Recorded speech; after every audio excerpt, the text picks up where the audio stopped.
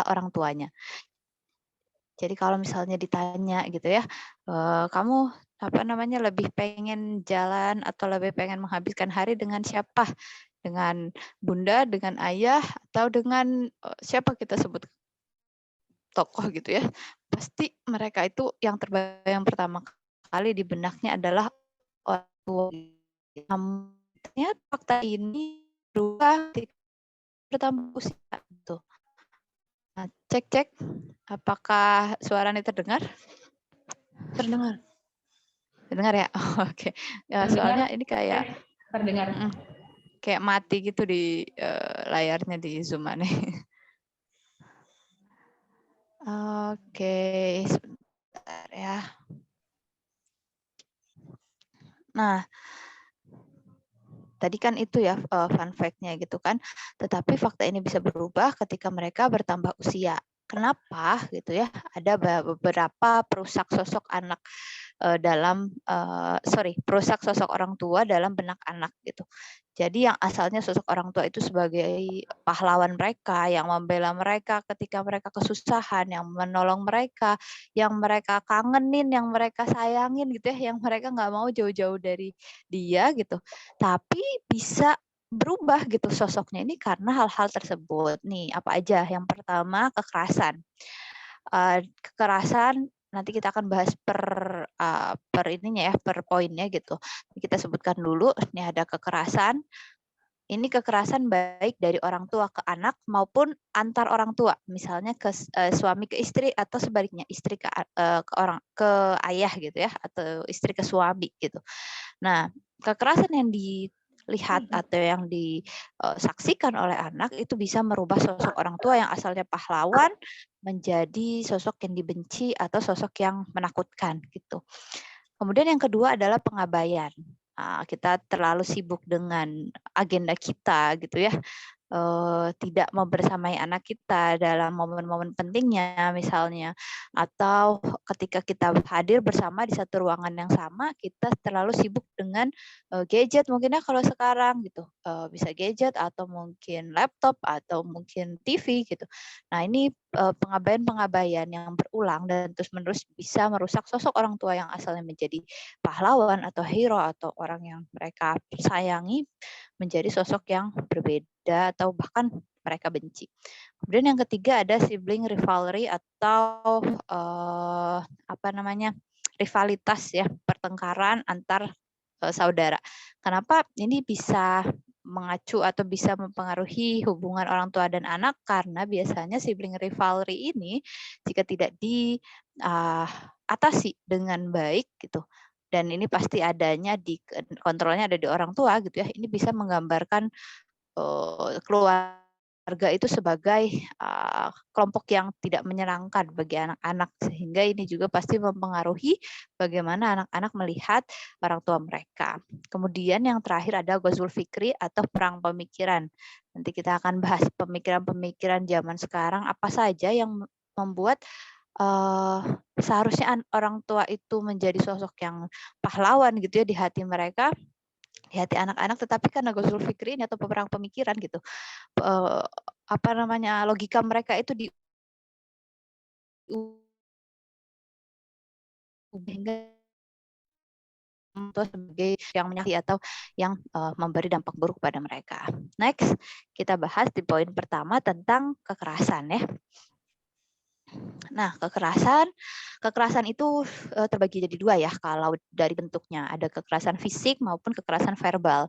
Kalau fisik sudah jelas ya, misalnya kita sedikit-sedikit marah, mukul gitu, tinju kalau bapak-bapak ya biasanya ya, kalau ibu-ibu cubit misalnya, tampar gitu. Nah ini kekerasan secara fisik, ini akan berpengaruh ya terhadap mental anak dan bila tidak terselesaikan ya konflik antara orang tua dan anak ini gitu. Karena gini deh, kita membayangkan diri kita di posisi sekarang lagi berantem sama kolega kita di sini gitu ya, kita lagi berantem kemudian kita saling memukul atau salah satu dari kita dipukul. Pasti ada perasaan nggak terima gitu ya, nggak terima ini, ngeselin gitu ya, dia harus minta maaf dulu ke saya baru masalahnya selesai. Nah sebenarnya anak-anak itu sama gitu, karena mereka juga manusia gitu ya, mereka punya perasaan, mereka punya emosi dan logika. Ketika mereka menerima kekerasan secara fisik gitu, itu ada di benak mereka itu perasaan, "Kok kamu seperti itu?" gitu ya, "Kok orang tua saya seperti itu, seharusnya mereka tidak seperti itu. Mereka punya kewajiban untuk minta maaf sama saya," gitu ya.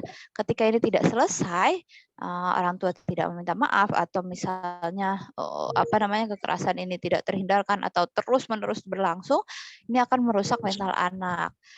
Meskipun ketika dia masih anak-anak, dia nggak bisa ngelawan. Dia anak kecil, nggak punya kekuatan ya, nggak punya kemampuan untuk menyampaikan, "Kalau saya nih marah," gitu loh. "Saya nggak terima diginiin." Nggak bisa gitu, anak-anak nggak bisa ngomong gitu. Tetapi itu akan terbawa nanti di masa dewasa yang, bentuknya itu bukan bukan tiba-tiba anaknya suka pas udah gede gitu ya, tiba-tiba ninju ibunya atau ninju bapaknya, nggak gitu, tetapi berubah jadi bentuk dia membenci orang tuanya gitu. Atau yang menyeramkannya lagi gitu ya, selain ini bisa menjadi momok gitu di masa depan ya, atau biasa kita sebut dengan inner child gitu, anak kecil di dalam diri kita yang belum selesai gitu urusannya ketika dewasa sehingga menuntut haknya ketika dewasa gitu ya. Nah ini juga berpotensi diwariskan dari generasi ke generasi. Hasil riset gitu ya, bukan saya yang riset gitu, orang-orang psikolog gitu ya, mereka sudah meriset bahwa hampir mayoritas anak-anak yang mendapat perlakuan atau mendapatkan kekerasan fisik maupun verbal saat kecil, dia akan menjadi orang tua yang sama kerasnya seperti itu. Meskipun dia akan bilang, "Saya nggak mau jadi orang tua yang seperti orang tua saya." Tetapi hasil riset membuktikan gitu ya, kalau misalnya masalah inner child-nya ini tidak dibereskan atau tidak ada solusi dari rasa ini dari pihak orang tua gitu ya dengan anaknya, maka, orang tua itu atau anak itu yang mendapatkan kekerasan ketika dia menjadi orang tua akan menjadi orang tua yang sama melakukan kekerasan pada generasi selanjutnya. Makanya ini bahaya dan memang harus diputus gitu ya rantai rantai, pendidikan atau tarbiyah dengan kekerasan ini gitu ya. Ini harus diputus. Kemudian, kekerasan verbal. Kekerasan verbal itu banyak ya contohnya ya, bukan hanya melabeli anak dengan kata-kata negatif, "Kamu bodoh banget sih," gitu ya, "Kamu masa gitu aja nggak bisa," gitu. Kata-kata yang merendahkan gitu, kemudian kata-kata yang mengecilkan anak gitu ya, itu akan berbekas sekali gitu ya. Coba aja teman-teman kalau misalnya di tempat kerja atau di komunitasnya masing-masing, ada satu orang aja, zaman dulu misalnya pernah ngomong, "Ih kamu kok, jadi orang gini amat sih," gitu. Kadang kala 5 tahun, 10 tahun, 7 tahun gitu ya, ketika itu, waktu dia ngomongnya itu kena banget di hati kita gitu ya, tek gitu nyakitin, itu masih keinget nggak sih? Keinget gitu, dulu orang ini ya, oh aku tuh kayak gini ya ternyata ya kata orang gitu. Atau misalnya kita lagi bikin sesuatu atau yang ibu-ibu nih ya, mbak-mbak semua nih, lagi masak gitu, yang bapak-bapak juga sih kadang-kadang ada juga yang masak ya, pas lagi masak, terus, udah seneng-seneng, "Ayo coba dimakan," gitu. "Ih rasanya kok aneh banget sih," gitu ya, ternyata yang nyicipin gitu, wah itu rasanya langsung deg gitu ya, udah capek-capek masak gitu ya, malah seperti itu gitu, komentarnya gitu. Pasti akan berpengaruh dengan, "Males ah masak lagi," gitu ya, atau, ya udah masak aja sendiri gitu ya, atau jadi nggak mood makan dan lain sebagainya. Karena kata-kata itu sangat besar dan kuat, efeknya kepada jiwa manusia. Makanya kita disuruh baca Al-Qur'an ya, Rasulullah juga itu diturunkan wahyu, wahyu berupa Al-Qur'an yang itu tuh bentuknya sebenarnya apa? Firman Allah, firman firman itu apa? Kata-kata kan? Karena kata-kata itu benar-benar mempunyai kekuatan gitu. Nah, kalau misalnya kita terbiasa menghujani anak kita dengan kata-kata negatif gitu ya, eee, setiap kesel kita langsung maki-maki dia, setiap kesel kita langsung melabeli dia dengan hal-hal negatif, itu akan tertanam di otak dia gitu dan di benak dia. Sehingga bisa jadi ya jadi kejadian gitu ya. Orang yang dibilang, "Kamu bodoh banget sih, kamu bodoh banget bodoh banget bodoh banget." Setiap hari diomongin bodoh. Jadi bodoh nggak? Jadi, insya Allah jadi bodoh gitu ya. Orang yang dibilang gitu ya, "Kamu pasti bisa kok, kamu bisa nih belajarnya, kamu hebat di sisi ini." Yang dibangun gitu ya kepercayaan dirinya gitu, kemudian dipuji, usahanya gitu, itu pasti akan berpengaruh positif gitu ke jiwa siapapun termasuk anak-anak. Maka harus kita hindari gitu ya, harus kita minimalisir gitu. Kadang kapan sih kita melakukan kekerasan? Ketika kita marah ya. Ketika kita marah, sedangkan marah itu adalah hal yang emosional gitu ya, maksudnya emosi ini dimiliki oleh semua manusia. Nah, berarti apakah kita nggak boleh marah? Karena kata Rasulullah, "La taghdab walakal jannah," gitu ya. Gimana ini Rasulullah kok nggak sesuai fitrah gitu ya, manusia dikasih emosi, salah satu emosi namanya marah. Tapi kata Rasulullah nggak boleh marah, jangan marah nanti, kamu dapat, surga gitu ya. Maksud Rasulullah di sini adalah kita harus mengendalikan kemarahan kita atau menempatkan kemarahan kita di tempatnya gitu ya. Kalau misalnya lagi marah banget, lagi capek banget gitu ya, Anda sendiri misalnya sekarang anak usia 3 tahun gitu dan sekarang lagi hamil gitu alhamdulillahnya. Jadi kalau lagi capek banget gitu ya, lagi capek banget kemudian apa namanya, digandrungi ya atau tempelin gitu ya sama si kakaknya nih gitu. "Bun minta ini, minta itu," gitu. Ternyata kapan sih Ane marah? Pas Ane lihat, oh ternyata ketika saya lapar gitu, ketika saya terlalu lelah dan gak ada yang bantuin misalnya, ketika apa-apa-apa. Nah, jadi kita harus lihat ke diri kita gitu ya, lihat ke diri kita bagaimana atau kapan sih kita bisa terpancing emosinya gitu ya, pernah terpancing kemudian cari caranya. Kata Rasulullah kan kalau marah apa? Kalau lagi berdiri suruh duduk ya. Kalau misalnya lagi duduk suruh berbaring. Kalau masih berbaring tapi masih emosi juga gitu ya, disuruh wudhu, wudhu gitu. Nah, jadi ketika udah wudhu, kalau masih emosi juga suruh sholat gitu. Ini maksudnya apa? Biar kita tidak melakukan hal-hal yang di luar dari kendali kita gitu ya ketika kita marah, termasuk kepada anak-anak. Kenapa? Karena biasanya ketika kita marah gitu ya, itu kita lebih mudah melampiaskan kepada sosok yang lebih rendah atau kita pandang lebih tidak berkuasa dari kita. Nah, anak-anak itu kan mereka ngelawan gimana sih ngelawannya anak-anak tuh nggak akan seheboh kita kalau lagi ngelawan orang dewasa gitu ya kan. Kemudian, ngerasa anak nih, anak saya gitu ya, dia kalau, nggak saya kasih makan nggak akan makan gitu kan. Jadi ada rasa menguasai gitu ya kepada anak, sehingga kita akan lebih mudah tersulut emosinya atau melampiaskan kemarahan dengan tidak bijak kepada anak-anak. Itulah kenapa ibu-ibu biasanya setelah punya anak jadi pinter ngomel ya, jadi pinter, apa namanya, marah-marah gitu. Kenapa? Karena mereka di satu sisi mereka sayang sayang kalau dibilang sayang, sayang gitu ya, pas lagi bahaya-bahaya gitu. Tapi ketika marah gitu, mulai keluar. Nah, makanya nyadai ya, kita keluar emosi gitu ya, mau marah gitu, take a break gitu, ambil istirahat dulu gitu ya, menjauh dulu, tarik nafas dulu, wudhu dulu gitu ya, biar nggak sepaneng gitu.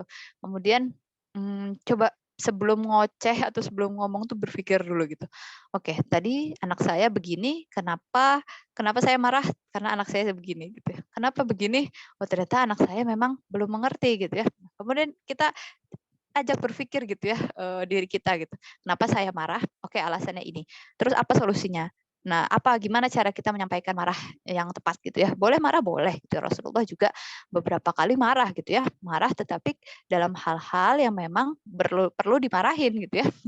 Maksudnya gimana? Misalnya ada sahabat yang melenceng, ada yang apa namanya hak-hak Allah gitu atau maksiat gitu ya, melakukan maksiat gitu. Nah, itu baru Rasulullah tuh marah gitu. Tapi di luar itu Rasulullah sangat terkenal sebagai orang yang menyayangi anak-anak gitu ya. Next, bagaimana interaksi anak dalam berinteraksi gitu ya dengan anak dalam Islam. boleh dilanjutkan ya PPT-nya. Ini ada beberapa hadis gitu dari Abu Hurairah radhiyallahu anhu, Rasulullah Shallallahu alaihi wasallam tuh mencium Husain itu anaknya Sayyidina Ali ya, cucunya beliau dari Fatimah. Nah, kemudian di samping Rasulullah itu ada Al-Aqra bin Husam. Al-Aqra bin Husam ini salah satu sahabat juga gitu. Kemudian ketika melihat hal itu, Al-Aqra bilang gitu, aku punya 10 orang anak tapi tak pernah melakukan hal tersebut gitu ya. Jadi pas ngelihat Rasulullah nyiumin Husain gitu ya, Al-Aqra tuh bingung gitu. Rasulullah nyiumin bocil gitu ya, ngapain gitu kan. Saya aja punya anak 10 tapi nggak pernah ada satupun yang saya cium gitu, kata Al-Aqra. Nah, kemudian kata Rasulullah SAW bersabda, innahu man la yarham la yurham. Sesungguhnya siapa yang tidak menyayangi maka dia tidak akan disayang. Ya. Ini contoh gitu. Rasulullah nggak ngoceh atau nggak ngomong doang gitu ya, nggak omdo yang kalian harus berlemah lembut kepada anak-anak nanino enggak gitu. Rasulullah langsung contohkan. Kenapa? Karena kalau kita lihat dari sejarahnya orang-orang di Jazirah Arab itu mereka punya karakter yang kuat gitu, karakternya kuat, kemudian cenderung keras gitu, sehingga memang bagi mereka mencium anak-anak itu suatu hal yang luar biasa gitu ya. Seorang bapak-bapak yang berperang gitu kan, karena hobinya orang Arab sebelum datangnya Islam itu perang gitu. Mereka tuh bisa sebulan sekali perang karena hal masalah sepele, kaumnya ada yang cekcok gitu ya, kemudian nggak terima satu suku gitu ya, satu kabilah perang gitu. Saking mereka doyan perang atau senang perang gitu ya, hobi perang gitu. Kalau ditanya atau tulis CV-nya gitu ya, hobi perang gitu. Sehingga mereka sampai menetapkan bulan-bulan haram di mana di bulan-bulan itu nggak boleh perang gitu, karena mengganggu stabilitas ekonomi masyarakat pada saat itu kalau ada perang. Nah, jadi kan masa iya gitu ya ada bapak-bapak kuat, jago berperang, bisa manah, naik kuda dan lain-lain, nyiumin anak kecil gitu, itu kayak suatu hal yang aneh gitu di masyarakat Arab pada saat itu. Maka Rasulullah langsung mencontohkan bagaimana beliau berinteraksi dengan anak-anak dengan penuh kelembutan, penuh kasih sayang. Kemudian ada juga nih ya hadis dari Muslim dari Abu Hurairah radhiyallahu anhu, jika salah seorang di antara kalian memukul saudaranya maka hendaklah dia menghindari memukul wajah. Ini menjadi jawaban ketika kita membahas tentang hadis yang menyuruh orang tua untuk memukul anaknya ketika anaknya tidak mau sholat ya di usia 7 tahun. Nah, ini hadis ini sering sekali dijadikan senjata oleh orang-orang yang tidak suka Islam, bahwa Islam tuh mengajarkan kekerasan gitu ya. Anak-anak aja nggak mau sholat dipukulin, disuruh pukul gitu ya. Nah, kalau kita mengartikan satu hadis itu saja ya memang artinya seperti itu gitu. Dipukul aja kalau nggak mau sholat di usia 7 tahun. Tetapi yang perlu digarisbawahi adalah ada banyak hadis-hadis lain yang menjelaskan bahwa ketika memberi pukulan itu pukulan yang tidak memberikan bekas ya. Jadi kalaupun mukul ya jangan yang nyisain memar gitu ya, atau nggak boleh nih apalagi di wajah ya. Jadi nampar anak itu sangat-sangat tidak boleh karena itu akan berbekas bahkan sampai dia dewasa gitu. Berbekas bukan berbekas hanya di pipinya saja ya, tapi di hatinya gitu. Karena wajah itu adalah kemuliaan ya. Kalau kata Rasulullah, wajah itu kemuliaan manusia.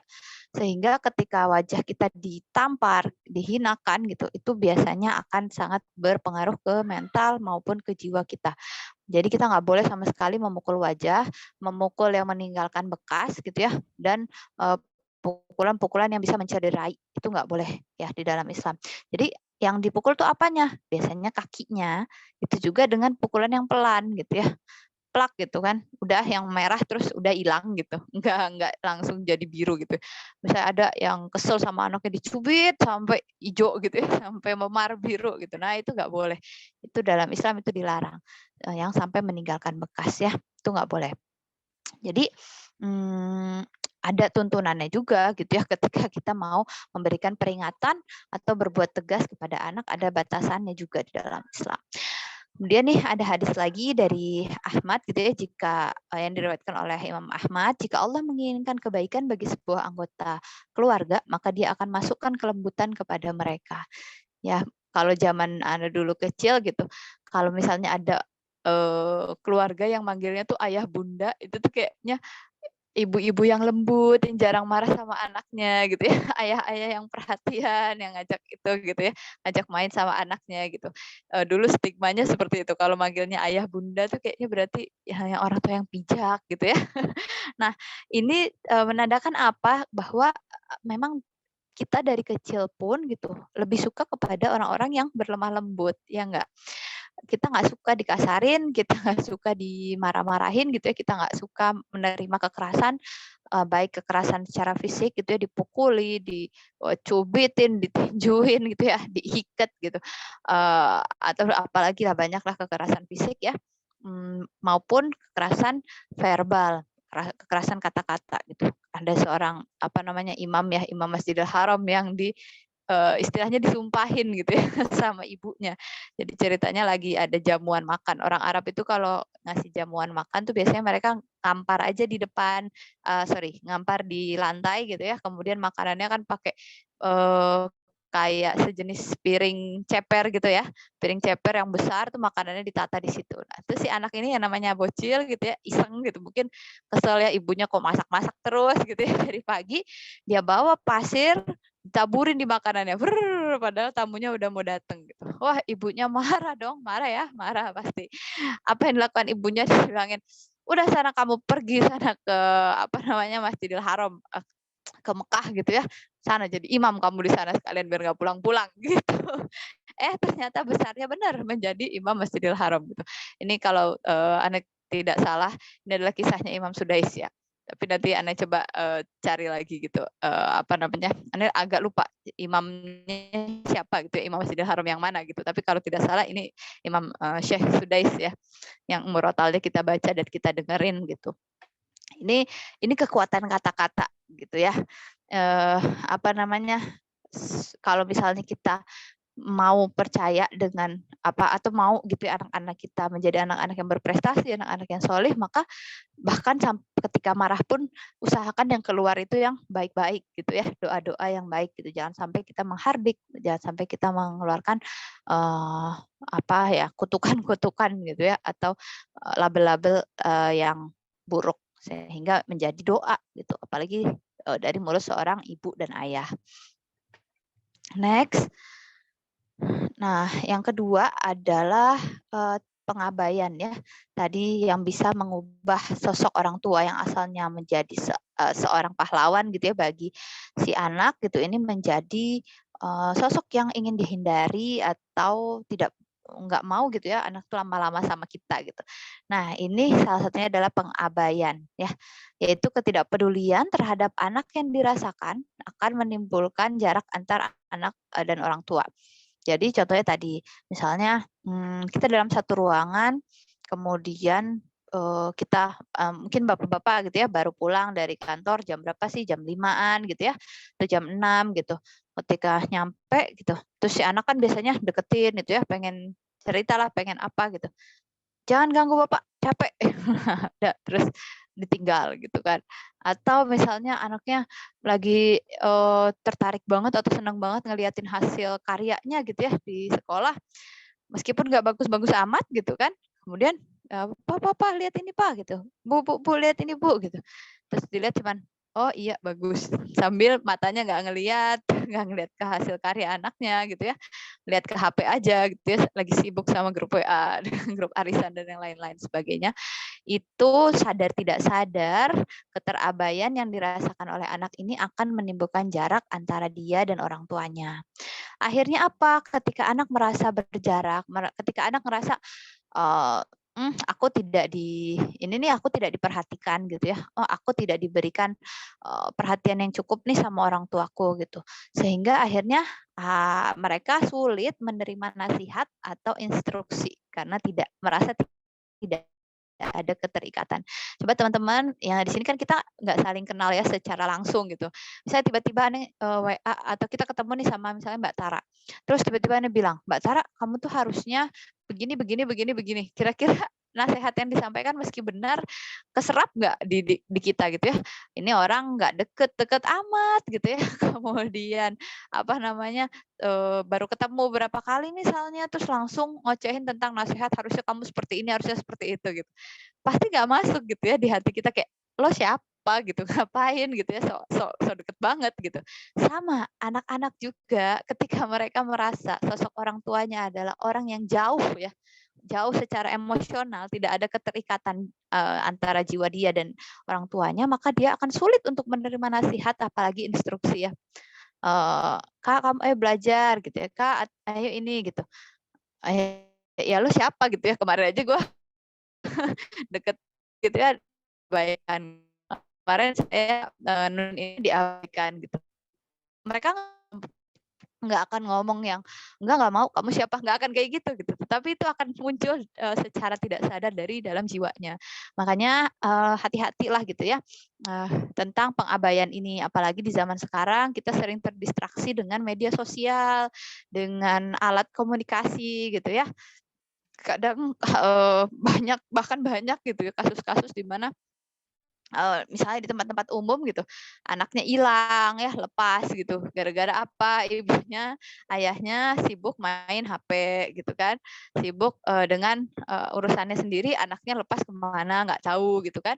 Ini sering banget terjadi dan bahkan makin meningkat gitu ya dengan era digital sekarang gitu, karena, kita merasa keterikatan kita dengan, alat komunikasi, dengan media sosial itu kayak apa ya, apalagi kalau sudah tahap ketagihan gitu. Jadi bukan anak-anak doang yang bisa ketagihan dengan gadget, orang tua juga bisa.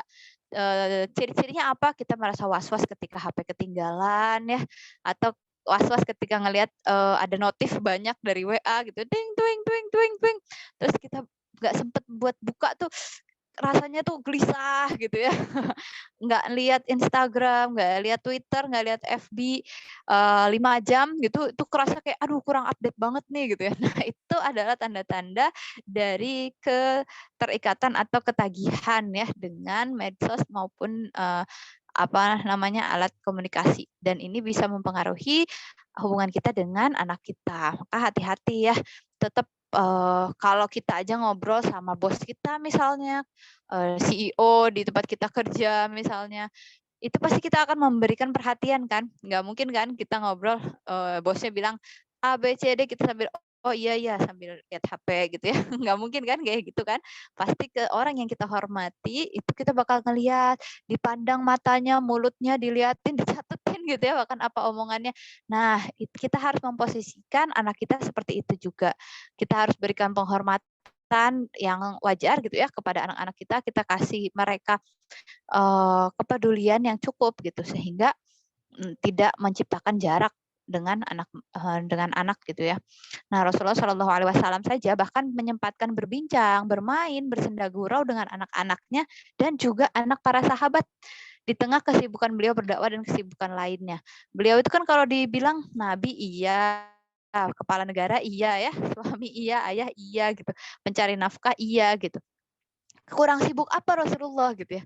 Tetapi apakah anak-anaknya akhirnya merasa, eee, "Ah, aku benci sama dakwah, dakwah telah merenggut orang tuaku," gitu. Wah, enggak kan gitu ya. Bahkan anak-anaknya Rasulullah menjadi, apa namanya, sahabat, sahabiah gitu ya, yang disegani gitu oleh sahabiah-sahabiah dan sahabat-sahabat yang lain gitu. Mereka jadi pelopor juga dalam dakwah Islam gitu. Bahkan nih, apa namanya, hal sesepele kayak waktu itu ada ya anaknya, salah seorang sahabat lagi main, nah itu tuh lagi main sama burung gitu ya, sama burung kecil gitu. Nah Rasulullah tuh lewat terus, suatu hari tuh si anak ini nggak bawa burungnya, ditanyain, "Mana burung yang biasa kamu, ajak main?" gitu kan. "Oh ini Rasulullah gini gini gini." Terus sampai sampai para sahabat tuh berpikir gitu, Rasulullah tuh sempet aja gitu ya ngeliatin anak-anak main burung gitu, inget aja gitu kok anak itu punya peliharaan burung gitu ya.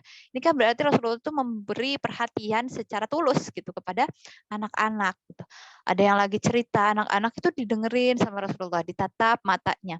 Ketika memberi nasihat itu dipangku gitu ya, dipangku di apa pangkuan Rasul, kemudian dikasih nasihat gitu. Lagi makan bareng gitu kan, di samping Rasulullah dikasih nasihat gitu. Jadi Rasulullah memperlakukan anak-anak sebagai individu yang utuh gitu ya, sebagai orang gitu, sosok yang memang perlu dipedulikan dan perlu diperhatikan, juga dihormati misalnya pendapat-pendapatnya. Jadi jangan sampai kita mengecilkan anak gitu ya, apa sih kamu anak kecil nggak tahu apa-apa, diem aja dah gitu. Itu jangan sampai kita ngomong seperti itu gitu ya. Atau ya itu tadi, kita nggak peduli mereka cerita apa gitu ya, mereka menunjukkan apa, mereka berusaha apa, eee, kita nggak peduli karena menganggap, omongan anak kecil nggak bisa didengar, nggak bisa dipercaya. Jangan seperti itu gitu. Ini akan membuat, jarak antara anak dan orang tua. Nah, terus gimana? Jadi indikator interaksi yang baik itu kita bisa lihat dari kualitas ya, kualitas, kuantitas, dan tepat pada momennya. Jadi, kalau dulu banyak yang bilang, nggak masalah gitu ya, kita jarang ketemu sama anak, asalkan ketika ketemu itu berkualitas gitu pertemuannya gitu. Berkualitas itu bukan artinya ketika ketemu sama anak, misalnya ini ada bapak-bapak yang kerja gitu ya, kerjanya dari jam 7 sampai jam 5 sore. Otomatis kan ketemu anak sedikit ya gitu. Terus berpikir, "Oh ya, saya ketemu sama anak cuma sebentar, berarti saya harus memaksimalkan nih, waktu ketemu sama anak." Jadi pas ketemu anak dinasehatin terus anaknya ya, dikasih wejangan-wejangan karena saya mau seperti Lukman gitu, setiap pembicaraannya berkualitas sama anaknya. Ya nggak akan itu juga gitu ya, anak-anak dikasih wejangan terus ya nggak akan masuk gitu kan. Tapi, kualitas di sini adalah mungkin bisa menyempatkan diri di akhir pekan misalnya, main sama anak, sekedar ajak jalan-jalan muter naik motor aja udah seneng mereka ke Alfa gitu ya, atau, lihat-lihat alam gitu. Nah, itu udah seneng banget bagi mereka karena sebenarnya yang dibutuhkan adalah kehadiran kita gitu, kehadiran si orang tuanya. Ini terutama untuk para ayah ya, para ayah. Karena ayah itu kan memang tanggung jawab utamanya adalah nafkah gitu ya, nafkah, mencari nafkah, dan apa namanya, ini pasti menyita waktu, sebagian besar waktu gitu ya, karena nyari nafkah itu ya kerja gitu kan, tidak membersamai anak, berbeda dengan ibu gitu. Nah, maka jadikanlah waktu-waktu yang memang ada, yang jangan buat tidur doang gitu ya, mentang-mentang udah kerja 5 hari per pekan gitu, Sabtu Minggu capek gitu ya, udah tidur aja ya, jangan ganggu ayah, ayah capek gitu ya, jangan gitu. Sempatkanlah gitu ya, pun anak-anak nggak akan minta main kok selama 12 jam penuh gitu ya, nggak akan gitu. Ajak main aja 30 menit, 15 menit gitu ya, 1 jam gitu, itu udah cukup, sangat cukup untuk membersamai atau menjadikan pertemuan dan kebersamaan bersama anak menjadi pertemuan yang berkualitas. Jangan sampai misalnya dari seminggu seminggu kita, tidak meluangkan sedikit pun waktu gitu ya, kecuali waktu-waktu sisa gitu.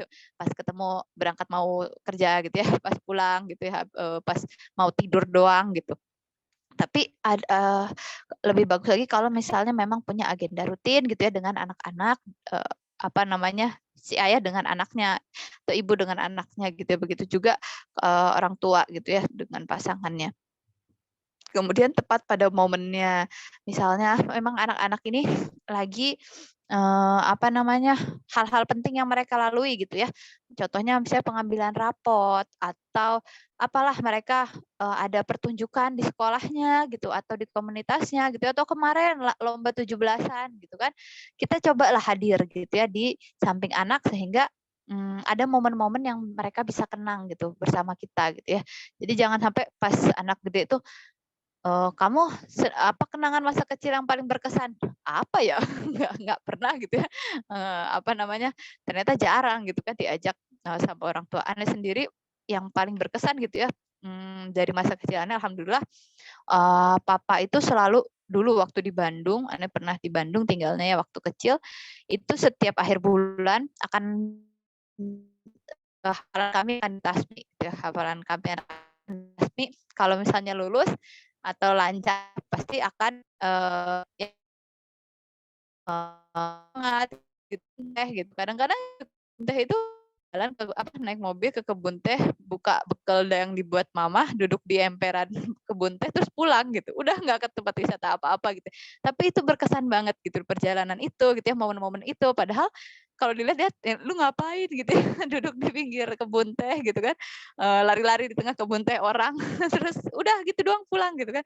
Tapi ternyata itu berkesan gitu sampai saya sekarang besar gitu kan. Kebun teh itu menjadi kayak tempat yang menyenangkan sekali ketika saya lewati gitu kan, ada momen-momen bersama orang tua di sana. Jadi, kita harus punya momen-momen ya yang, berbekas di hati anak-anak kita, momen-momen yang berkualitas. Kemudian yang selanjutnya nih ya, udah jam 5 nih kayaknya bentar lagi habis nih waktunya. Sosok atau yang bisa merubah sosok orang tua di benak anak-anak selain itu adalah sibling rivalry gitu ya, persaingan antar saudara yang tidak disikapi dengan baik. Nah, ini ada tambahannya ya, yang tidak disikapi dengan baik. Kenapa? Karena ternyata sibling rivalry atau persaingan antar saudara ini adalah hal wajar. Ya, kita berkisah atau melihat gitu ya dari kisah Nabi Yusuf alaihi salam. Itu kan sibling rivalry gitu ya, persaingan antar saudara. Dari 11 saudaranya itu mereka nggak suka gitu ya sama Nabi Yusuf gitu. Kalau misalnya kita mau lihat dari perspektif orang tua, hmm, kira-kira 10 anak ini nakal atau enggak sih gitu. Coba deh teman-teman bayangin ya, ada 10 orang anak gitu ya, meskipun mereka udah remaja-remaja gitu ya. Mereka bersekongkol untuk bahkan asalnya mau membunuh Nabi Yusuf gitu. Ini kan berarti sebenarnya mereka nakal. Karena kalau misalnya kayak anak-anak biasa, nggak mungkin sampai bersekongkol itu saking nggak sukanya tuh sampai mau ngebunuh gitu. Dan ini tuh bersekongkol loh gitu. Gimana caranya bisa kita bunuh Yusuf gitu. Sampai kan nanti ada satu orang jangan dibunuh gitu ya. Udah kita buang aja lah ke sumur biar hilang gitu. Nanti kita bilang ke bapak kalau dia dimakan sama serigala gitu. Terus mereka sampai beneran menjalankan hal tersebut gitu ya. Nah, kita kalau sebagai orang tua atau sebagai guru misalnya ngelihat ada anak-anak yang seperti itu, secara naluriah kita pasti akan lebih menyayangi anak-anak yang soleh, nurut, ya enggak? Nah, Nabi Yusuf tuh sebenarnya seperti itu. Beliau punya potensi-potensi yang bikin dia disayang sama orang gitu ya. Udah mah ganteng ya kan. Kemudian akhlaknya baik gitu. Apalagi ditambah Nabi Yusuf itu bilang gitu, saya lihat mimpi ya, saya melihat di mimpi saya 11 bintang sujud ke saya, matahari sama bulan juga sujud. Sedangkan Nabi Ayub sebagai sang itu orang Nabi juga, dia tahu ini tanda-tanda kenabian ini gitu. Atau ini tanda-tanda si anak ini akan menjadi penerus dakwahku gitu ya. Nah, kalau kita udah ngelihat ada bibit kebaikan dari diri seseorang atau kita sempit di anak-anak, biasanya otomatis orang akan senang ya nggak sama anak itu. Makanya kenapa doa yang diajarkan Rasulullah, Allahumma hablana min azwajina wa dzurriyyatina qurrata a'yun. Ya Allah, berikanlah gitu ya kepada kami pasangan dan anak-anak atau keturunan yang qurrata a'yun. Qurrata a'yun itu apa? Enak dipandang mata, nyenengin gitu kalau ada.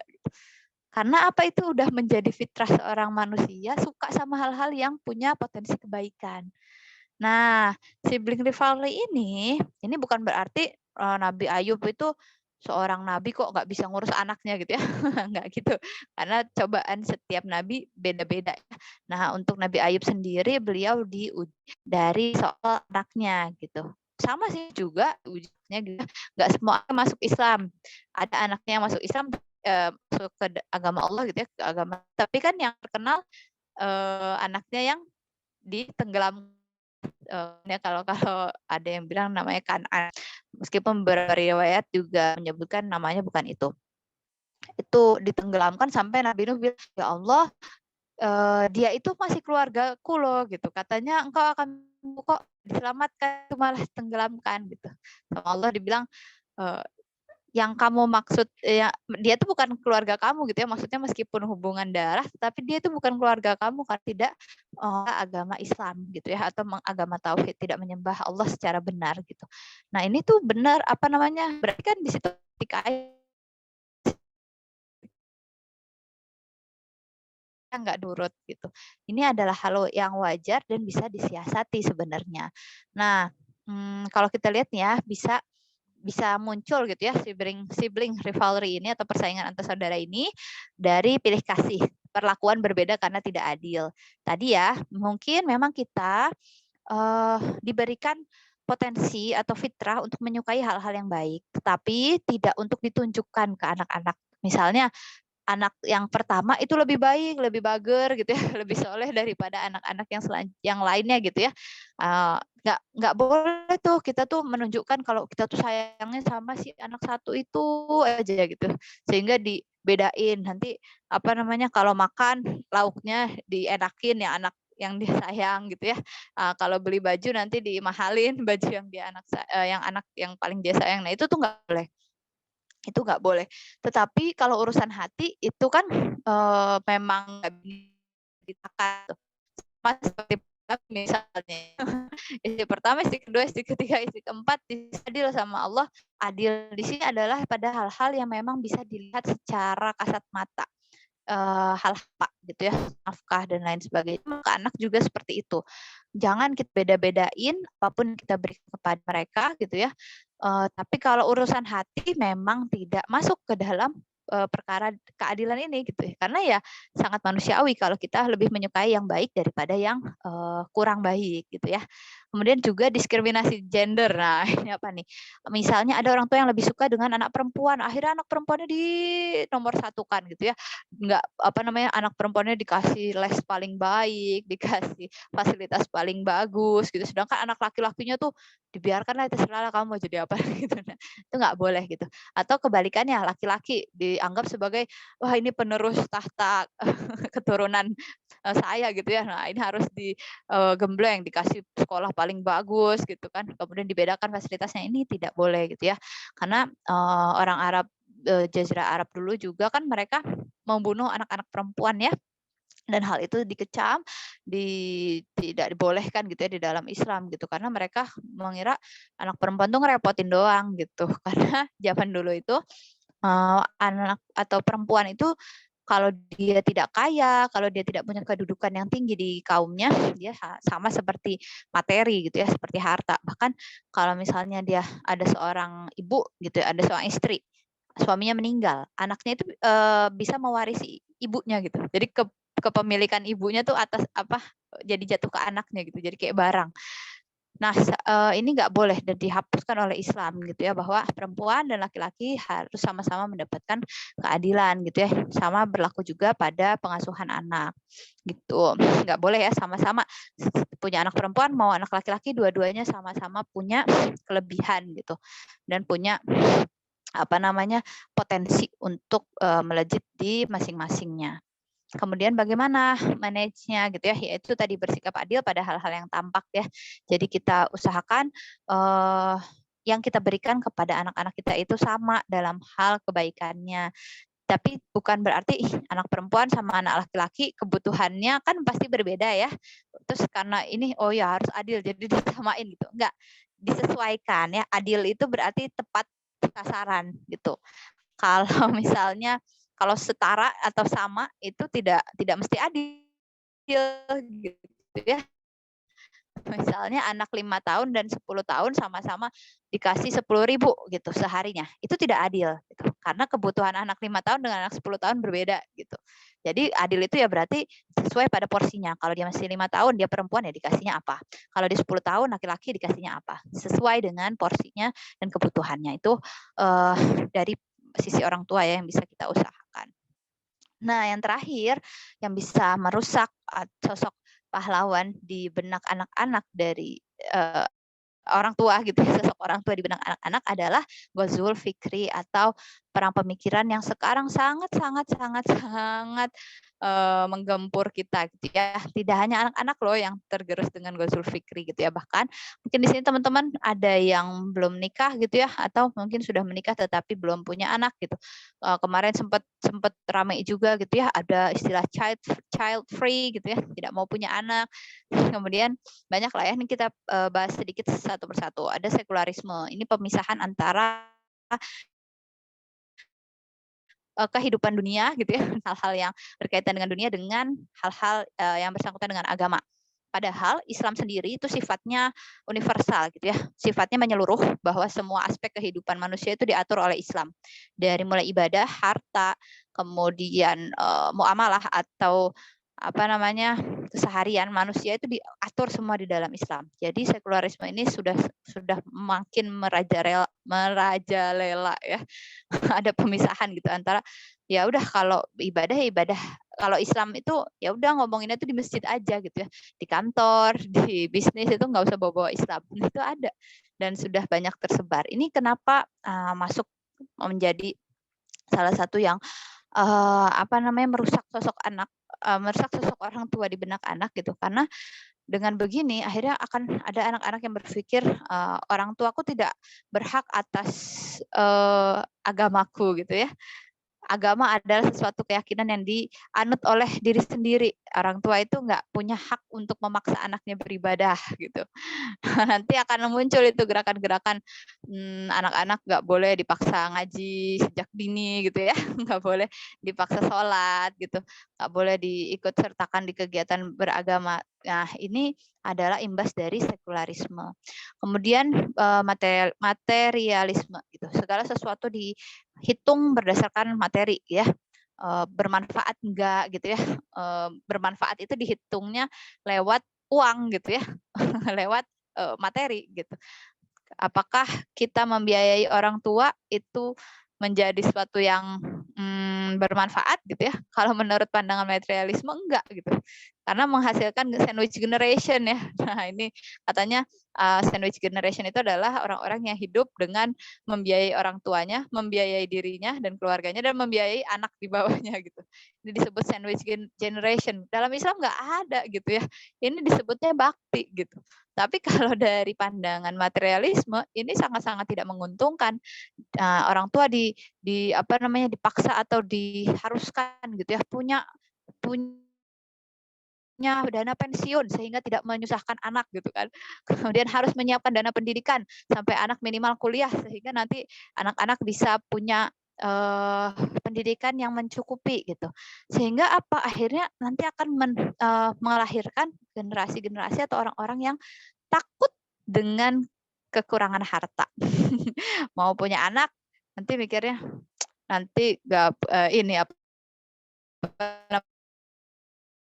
nama liburan biaya yang ngidupin itu mahal gitu ya. Sekarang bagus sekian, nanti masukin SMP sekian, nanti kuliah sekian gitu ya. Berarti nabung dari sekarang si anaknya bayi sekian. Jadi di apa-apa dikaitkan dengan materi gitu. Sehingga akan merusak tatanan keluarga sebenarnya lama-kelamaan ya. Kemudian ada juga mental illness ya, penyakit-penyakit mental dibilang toxic parent gitu ya, toxic positivity gitu. Apa katanya ada positif atau nasihat yang beracun gitu, nasihat yang membuat kita makin terpuruk gitu. Nah itu toxic toxic positivity gitu kan. Ada toxic parent gitu, orang tua yang apa namanya beracun gitu ya. Jadi tidak mendukung anaknya berkembang dan lain sebagainya. Ini merusak tatanan keluarga sekali sebenarnya. Kemudian juga gadget ya, atau pikiran-pikiran seperti child free kemarin itu hasil dari materialisme gitu kan. Kemudian juga kesetaraan gender gitu. Mereka orang-orang ini bilang harus setara, harus sama laki-laki dan perempuan gitu. Padahal dalam Islam tidak seperti itu. Ada keadilan kalau sistemnya di Islam. Perempuan dengan porsinya, laki-laki dengan porsinya gitu. Nah, ini makin merajalela ya sekarang. Kemudian juga LGBTQIA dan lanjutannya ya banyak panjangannya. LGBT itu banyak panjangannya teman-teman, yang menyimpang ini banyak gitu. Ini juga merusak gitu ya, merusak apa namanya sekarang yang disebut keluarga itu bisa bapak anak, bisa ibu anak gitu kan. Kan kemarin ada photoshoot yang beredar ya, bapak-bapak 2 sama ibu-ibu 1, ibu-ibunya lagi hamil, ceritanya tuh buat anak, jadi nanti kalau udah melahirkan itu buat anaknya si bapak-bapak itu gitu ya. Ini sistem keluarga yang mereka anut sekarang tuh aneh-aneh gitu. Nah ini ada dan bisa merusak sosok orang tua gitu ya. Bagaimana sekarang kalau kita baca kolom komentar di medsos gitu ya, akan ada anak-anak yang bilang, orang tua gue begini ya, orang tua gue begini begitu gitu ya. ada sosok-sosok influencer gitu ya, banyak gitu yang mereka bilang secara terang-terangan, "Aduh saya dipaksa sama orang tua saya buat ibadah, terus sekarang jadinya buka-bukaan," gitu kan, tidak menutup aurat, seks bebas dan lain sebagainya. Mereka menyalahkannya apa? Orang tua yang mengekang gitu ya. Padahal ini, ya apa namanya, hasil juga gitu ya dari Ghazul Fikri ini atau perang pemikiran. Maka apa yang harus kita lakukan di akhirnya ya, di ujungnya ini yang pertama adalah naikkan kualitas iman dan perbaiki akidah kita. Kenapa? Karena dari iman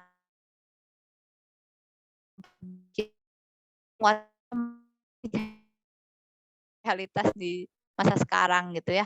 Harus, kalau misalnya kita nanti berumah tangga atau ketika sudah gitu ya, kemudian mau punya anak, kita itu tidak, apa namanya ya, sama Allah itu akan dikasih kemampuan gitu untuk menghadapi atau untuk mencukupi, anak kita gitu ya, bisa mendidik gitu, asalkan ada kelanjutannya ya, kitanya mau terus belajar. Belajar belajar belajar gitu kan, metode parenting Islam, cara komunikasi dengan anak gitu, metode pendidikan sesuai fitrah ya, fitrah muslim, tentang gizi, tentang apa semuanya itu saling berkaitan dan memang materinya banyak ya untuk menjadi orang tua gitu. Belajar, jangan merasa, "Ya udahlah, insya Allah Allah kasih kesanggupan, aku bisa terus punya anak," gitu ya, tapi nggak mau belajar apa-apa, insya Allah nanti Allah kasih ilham. Ya nggak gitu juga gitu ya. Jadi memang harus ada ikhtiarnya. Kemudian yang ketiga adalah visi misi keluarga. Kita harus punya tentukan visi misi keluarganya. Kalau misalnya teman-teman di sini sebagai masyarakat peduli Al-Aqsa, berarti jadikan salah satu visi dari keluarganya adalah membebaskan Al-Aqsa. Dekatkan anak-anak kita dengan pengetahuan-pengetahuan Palestina gitu ya, dengan apa namanya, pejuang-pejuang Palestina gitu, sehingga mereka akrab dengan hal-hal ini gitu ya. Nah, jadikan visi misi keluarga kita itu surga gitu. Nah, terserah teman-teman surganya mau lewat pintu yang mana. Ada yang mau lewat ekonomi syariahnya boleh gitu ya. Jadi keluarga kaya yang syariah boleh gitu ya. Mau jadi ilmuwan boleh, mau jadi apa terserah, pilih banyak banget jalan ke surganya gitu. Dan jadikan itu visi misi keluarga di breakdown, breakdown, breakdown itu maksudnya diturunkan gitu ya, dijelaskan ke anggota keluarga. Jangan sampai bapaknya udah punya visi, saya akan membawa keluarga ini ke surga, istrinya nggak ngeh gitu ya. Terus pas diajak ini kok aku diajak kajian mulu sih gitu ya.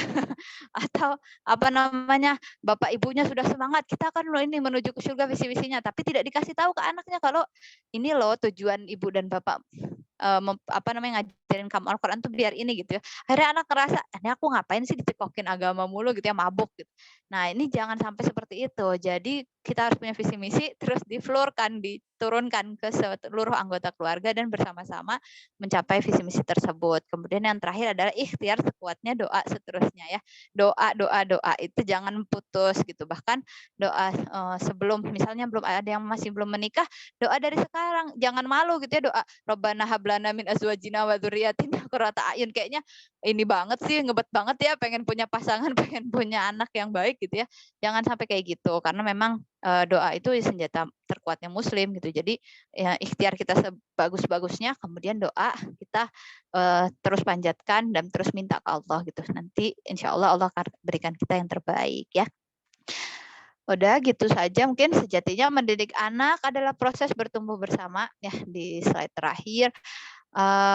Belajar bersama menjadi pribadi yang lebih baik gitu ya. Kita belajar dari anak, anak belajar dari kita gitu. Bagaimana kita menjadi orang yang lebih sabar, lebih tulus gitu ya. Anak-anak tuh kan tulus banget gitu.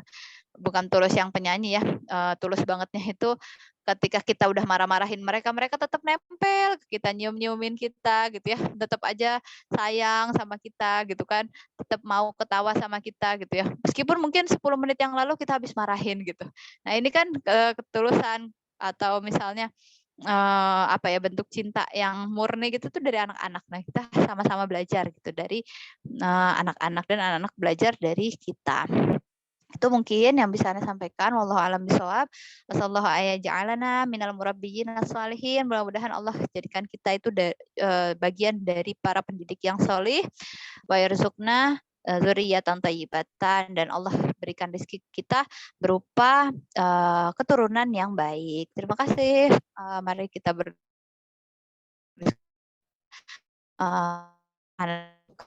warahmatullahi wabarakatuh. Waalaikumsalam. Assalamualaikum warahmatullahi wabarakatuh.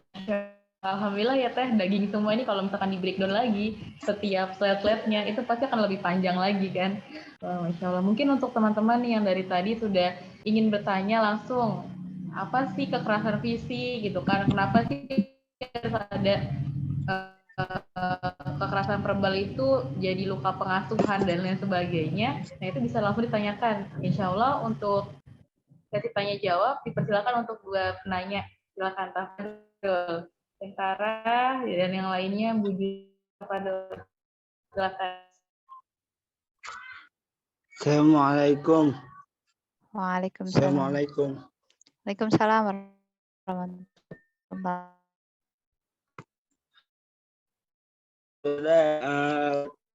Saya mau ya. Masya Allah banyak ilmunya. Saya belum menikah, cuman lagi belajar. Kebetulan banyak di lingkungan sendiri. Anak itu pengaruh atas lingkungan. Perkampungan kadang orang tua tuh kadang marah kenceng gitu. Ayo siapa sih? Gitu kadang bahasa kotor itu dikeluarkan di dekat anak gitu. Ketika saya mengingatkan orang tua tidak peduli gitu. Bagaimana sih saya menyikapi kadang ada orang tua kumpul gitu kan bahasa kotor, bahasa jelek terucap orang kadang sampai ada anak yang mengikuti gitu. Ketika orang tuanya marah, mau jadi apa sih? Kamu udah gede gitu kan? Ya. Bagaimana sih cara menyikapinya? Tafadol Teh, ini langsung dijawab. Ya, Masya Allah, barakallahu fiik. Ini Muhammad ini berarti ini ya perhatian gitu ya dengan kondisi sekitarnya. Sama sebenarnya terjadi juga ya di masyarakat kita di mana-mana, bahkan di lingkungan saya tempat tinggal. Nah, menyikapinya pertama bisa dengan kita langsung tegur anak-anaknya gitu ya. Kalau misalnya kita kesulitan atau kan nggak mungkin ya kita tiba-tiba bilang ke ibu-ibu, ke bapak-bapak, Pak, Bu, jangan marah-marah kayak gitu ya. Ngomong yang baik tuh nggak bisa gitu ya. Tapi kalau ke anak-anak biasanya lebih bisa. Saya sendiri gitu kan ketika anak-anak di lingkungan saya ini di sini banyak banget anak-anak gitu ya, di tempat tinggal saya ini banyak banget anak-anak dan mereka memang cenderung berkata kotor gitu ya, berkata kotor, hewan-hewan ya segala yang berkaki 4 itu dikeluarin gitu kan semuanya gitu. Dan anak saya yang baru usia 3 tahun otomatis ini dong mendengar gitu ya. Cuman paling apa namanya, kalau misalnya saya ada di tempat pada saat itu gitu dan mendengar anak-anak itu memang berkata kasar, saya langsung tegur gitu. Saya temui mereka gitu ya. Pernah itu waktu itu mereka lagi main di depan rumah saya gitu kan. Kemudian ya seperti anak-anak zaman sekarang gitu, mereka marah-marahnya atau cerita tuh semuanya anjing gitu ya, babi segala macam keluar gitu ya. Sana keluar bilang, "Mana? Di mana anjingnya? Mana babinya?" Dan di sini ada anjing sama babi gitu ya. Kok dari tadi kayaknya dipanggil-panggil terus ya gitu. Kakak nggak lihat di sini ada anjing sama babi gitu. Coba kalau ngomongnya yang baik, kalau nggak bisa ngomong baik diem aja. Gitu aja. Dan mereka ngerti kok gitu ya. Meskipun misalnya mereka tetap berkata kotor di luar jangkauan kita gitu ya nggak masalah gitu. Tapi anak-anak ini akhirnya ketika ada saya gitu ya, mereka nggak ngomong kotor gitu ya. Mereka langsung saling marahin teman-temannya gitu ya. Awas ada Kak Fitri, nggak boleh ngomong kasar gitu ya. Awas ada Kak Isni nih, nanti dimarahin gitu kan. Kalau misalnya ngomongnya kasar gitu. Atau pas anak saya lewat gitu kan, iya ada Halim jangan ngomong kayak gitu gitu ya. Ada Halim nama anak saya gitu kan. Sehingga anak-anak ini ya minimal adalah mereka melihat sosok yang sebenarnya bisa kok ngomong tuh nggak kasar gitu ya, sebenarnya bisa kok nggak mau maki-maki orang gitu. Nah kita jadilah sosok yang seperti itu gitu. Jadi kalau untuk anak-anak langsung aja tegur ya Muhammad gitu ya. Kalau misalnya anak-anaknya ngomong gitu bilang aja gitu ya dengan cara yang tidak perlu kitanya juga yang marah-marah gitu ya, jangan gitu ya. Coba ajak mereka berpikir gitu kan, kayak misalnya tadi gitu, mana anjingnya, mana babinya, di sini kakak nggak lihat ada anjing dan babi babi, tapi kenapa dari tadi disebut-sebut terus ya gitu.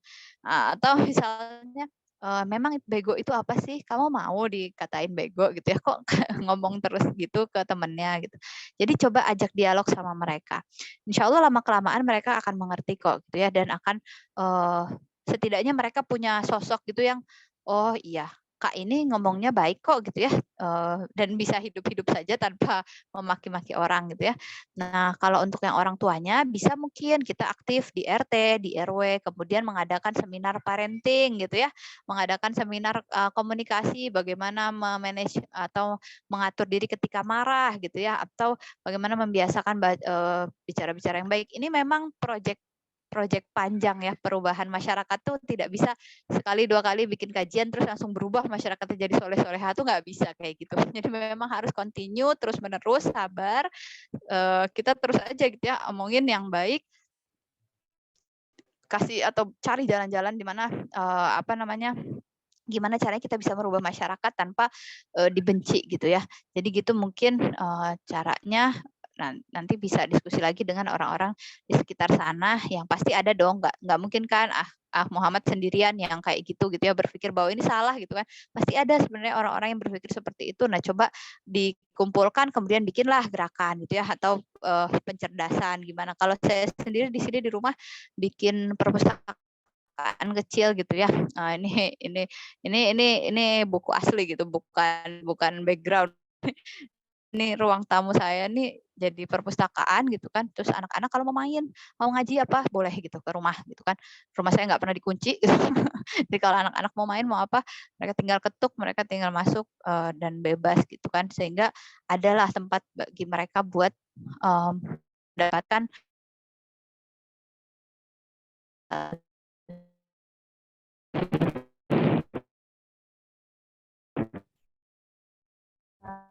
Alhamdulillah. Silakan untuk katanya lagi, Masya Allah.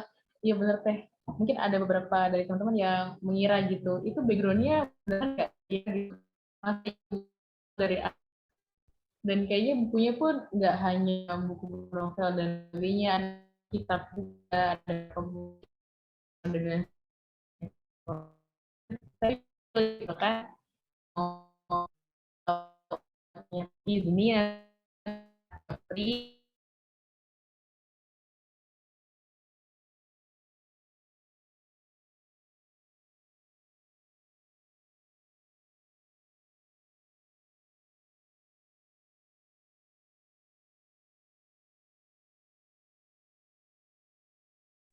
ya, maaf tadi ada sedikit kendala. Mungkin untuk satu penanya terakhir, silakan dari Pak Yusuf atau Bu Tara atau Bu Jusni atau Mas Hamdani atau Pak Erwan atau Pak Dimas, silakan Pak Fadul. Dipersilakan.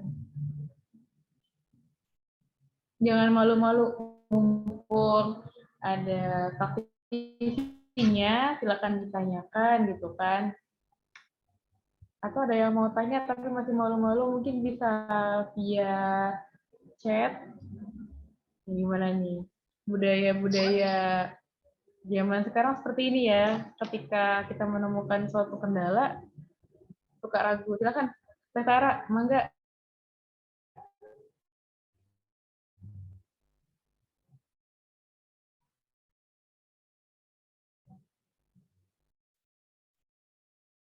Dari Teh Tara. Disney. Oke.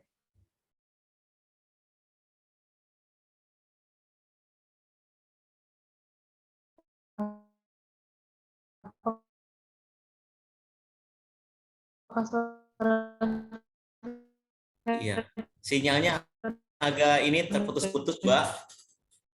Dengar, takutnya saya ngomong tapi suara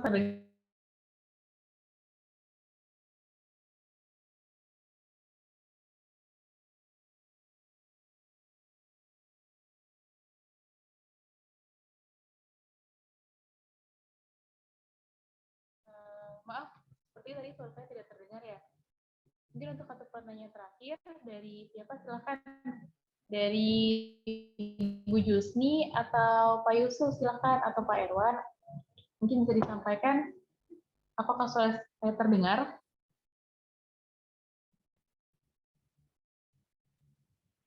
Oke, berhubung ada kendala sinyal, punten. Teh Izmi, apakah suara saya terdengar, Teh? Terdengar, Khawatirnya? terdengar, Oke, terdengar. terdengar.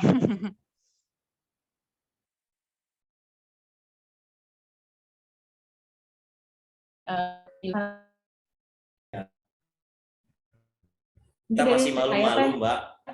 ada mewakili pertanyaan dari teman-teman gitu kan, supaya anak itu tuh menjadikan kita tuh jadi pahlawan. Yang pasti kan kita harus mencari pasangan ya Teh ya, yang sefrekuensi, ibarat kata yang tadi saya sempat sampaikan gitu ya. Kalau misalkan ayahnya punya visi seperti ini, ya kenapa ibunya visinya beda? Jadi kalau misalkan menyamakan visi itu gimana Teh? Misalkan si Ivan punya visi ingin mendidik anaknya dengan apa ya, misalkan di pondok gitu kan, tapi kata ibunya, oh nggak usah gitu kan, di rumah pun cukup dengan difasilitasi buku-buku dan kapasitas keilmuan dari seorang ibu. Itu gimana Teh?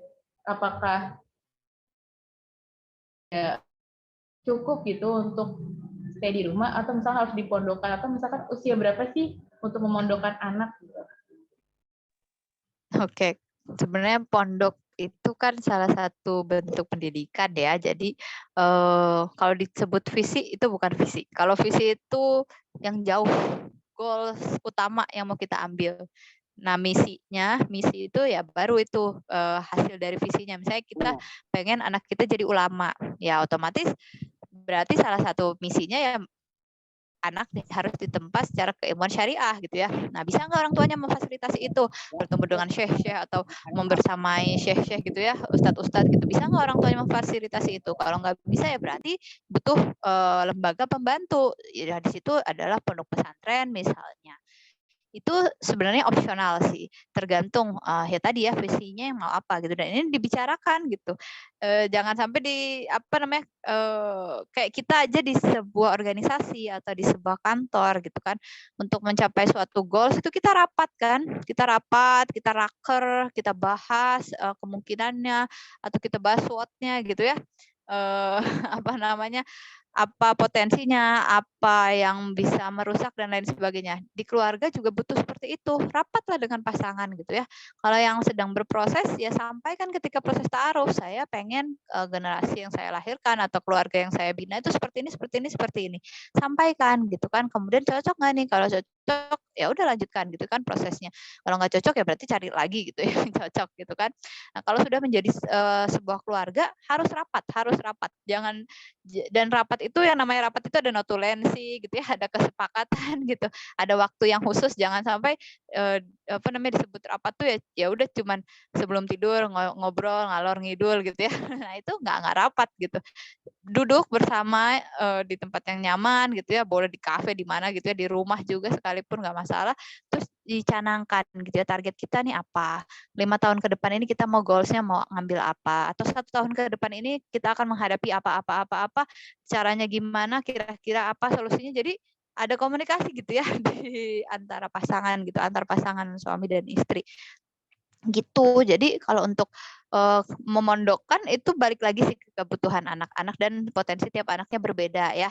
Ada anak-anak yang ketika dipondokin dia merasa aku dibuang gitu ya dari apa namanya dari keluarga aku gitu. Tapi ada anak-anak yang akhirnya malah nyaman. Saya termasuk yang nyaman gitu ya ketika dimasukin pondok dari usia SMP gitu. Aneh dari SMP di pesantren di Husnul Khotimah Kuningan kalau misalnya teman-teman tahu. Asalnya Anu juga ngerasa, udah ngebayangin bakal pakai rok SMP warna biru, seragam putih gitu kan. Nanti seneng sama teman-teman, nanti mau model roknya gini-gini. Tahu-tahu dibawa ke pesantren, nanti pakainya baju gamis gitu ya. Gamis doang. Dulu malah gamisnya hitam, kerudungnya putih doang gitu kan. Terus kayak, ini mau dimasukin ke pesantren gitu. Tapi ternyata kultur pesantren itu cocok dengan saya gitu ya. Bahkan pas liburan itu rasanya kayak, aduh kangen nih sama temen-temen nih, kangen nih sama kegiatan pondok gitu, pengen pulang lagi ke pondok gitu ya. Nah itu cocok, tapi ada juga beberapa anak-anak yang justru mereka nggak cocok gitu, mereka merasa terkekang, tidak sesuai gitu ya dengan kebutuhannya. Maka penting banget kita sebagai orang tua mengenali karakter anak kita. dia sukanya gimana gitu ya, cara belajar dia seperti apa, dia sukanya yang kayak gimana gitu ya, bahkan nggak semua anak gitu ya cocok dimasukkan ke sekolah alam gitu kan. Ada anak-anak yang cocoknya masuknya ke sekolah negeri, ke sekolah swasta yang memang serius gitu. Terus kita kayak sekolah alam tuh bagus nih, kita masukin anaknya ke situ ternyata nggak cocok gitu. Nah itu memang butuh pengenalan dari setiap orang tua gitu ya. Itu mungkin. Jadi harus kenali dulu anaknya, potensi anaknya, kemudian cocokkan dengan visi misi keluarga dan cari potensinya. Cari cara-caranya. Itu mungkin Allah a'lam bishawab.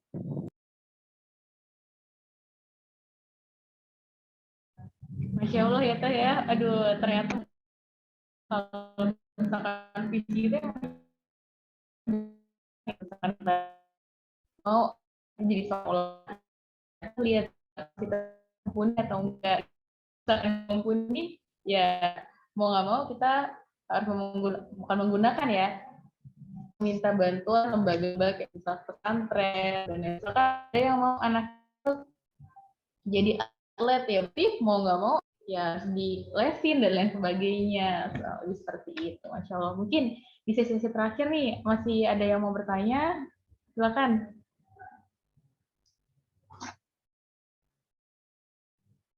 Dari Pak Dimas, dari Teh Sarah. Teh Sarah kayaknya tadi diem aja. Kayaknya mau tanya ya Teh ya? Ya, insya Allah cukup, Insya Mbak. Allah. Cukup ya, Alhamdulillah. Alhamdulillah. Mungkin untuk sekedar record aja ya buat teman-teman yang tadi bertanya gitu. Insya Allah nanti ada door prize yang akan dikirimkan. Dan terima kasih untuk teman-teman yang sudah hadir dan membersamai sampai akhir. Semoga acara ini ada keberlanjutannya. Dan insya Allah untuk pemateri, terima kasih juga Teh Isni sudah meluangkan waktunya. Wah, Masya Allah ya, ketika tahu gitu kan kegiatan Teh Isni itu 1x24 jam tuh pasti padat, apalagi menjadi seorang ibu dari 1 anak. Dan ya Masya Allah pokoknya tetap semangat untuk Teh Isni, dan khususnya tuh semangat untuk menebar keberkahan untuk kita semua. Mungkin untuk sesi terakhir boleh ya Pak Dimas ya kita capture terlebih dahulu untuk teman-teman bisa on cam semua. Dan untuk Pak Yusuf, Bu Jusni, Afwan, ini Dalban ID Food mungkin bisa Mas Dani, Pak Erwan bisa on kamera. Ditunggu secepatnya. Silakan on cam. Yang tidak ada kendala bisa on cam. Silakan Tafadol.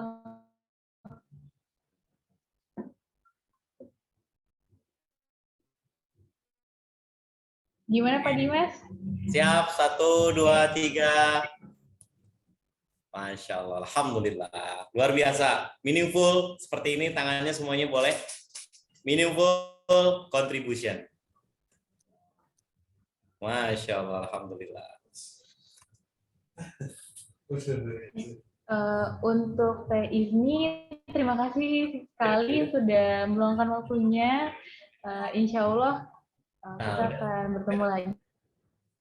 Kalau misalkan Allah mengizinkan. Pokoknya, Masya Allah ya, saya udah nggak bisa bilang apa-apa lagi nih, karena pembahasan hari ini tuh daging semua, kurang lebih seperti itu. Mungkin Teh Isni, jika ada hal yang mau disampaikan, sebagai closing statement, silakan Teh. Atau misalkan ada kegiatan lain, tafadhol. Cukupkan aja mungkin, insya Allah mudah-mudahan bermanfaat, sama-sama saling mengingatkan dan mendoakan. Amin. Amin. Amin, amin, ya Rabbal Alamin. Alhamdulillah. Terima kasih Teh Isni. Ya, mungkin pamit duluan ya. manggil. Ya, makasih banyak juga semuanya. Assalamualaikum warahmatullahi wabarakatuh. Waalaikumsalam warahmatullahi wabarakatuh.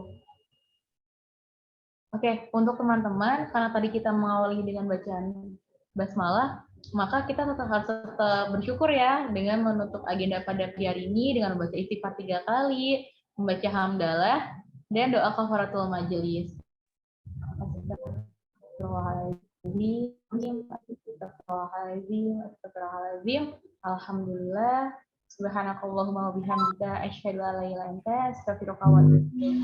Wabillahi taufiq wal hidayah. Wassalamualaikum warahmatullahi wabarakatuh. Terima kasih teman-teman. Betara, Pak Yusuf. Betara, hatur nuhun, Bu Jusni, Mas Dani, Pak Yusuf, Pak Irwan, semuanya.